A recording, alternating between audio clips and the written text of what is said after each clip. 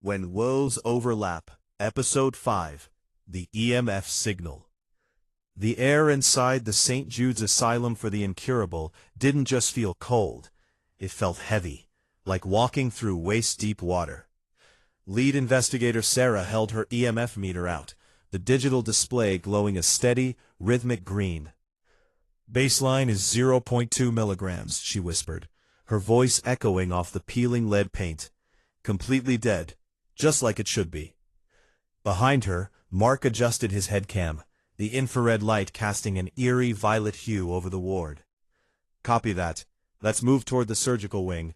That's where the screaming nurse sightings usually—" Snap. Every meter in the room didn't just climb. They hit their ceilings simultaneously. The silence was replaced by a frantic, discordant chorus of high-pitched chirps. The manifestation. The overhead fluorescent lights, disconnected from the city grid for decades, began to hum. They flickered with a violent violet energy, before pulsing into a steady, sickly glow. On the monitors, the camera feeds dissolved into a static soup of digital artifacts and jagged lines. "Mark, look," Sarah pointed toward the end of the long, darkened corridor. At first, it was just a smudge of shadow, then it stretched. A distorted figure began to knit itself together from the darkness. It was impossibly tall, its limbs elongated and weeping into the floor like ink in water.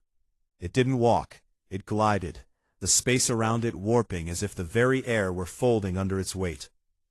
The realization. The team froze. They had spent years chasing ghosts, but this didn't feel like a memory or a spirit. It felt like an observer. The entity stopped 10 feet away. The screaming of the EMF meters reached a fever pitch, a physical vibration that rattled the investigator's teeth. Slowly, the creature tilted its head, a sharp, mechanical 45-degree crack. It was analyzing them. Mark's breath hitched. He looked at his hand. It was becoming translucent, his veins glowing with the same jagged static as the camera feed. "Sarah," he whispered, his voice trembling with a terrifying new clarity. "Look at the meters. They aren't pointing at the hallway. They're pointing at us." He swallowed hard, the realization chilling his blood. What if we aren't the ones investigating? What if we're the anomaly? The aftermath. In a blink, the hallway was empty. The lights died, plunging them back into a suffocating, natural darkness. The figure was gone, and the heavy pressure lifted from their chests. But the silence didn't return.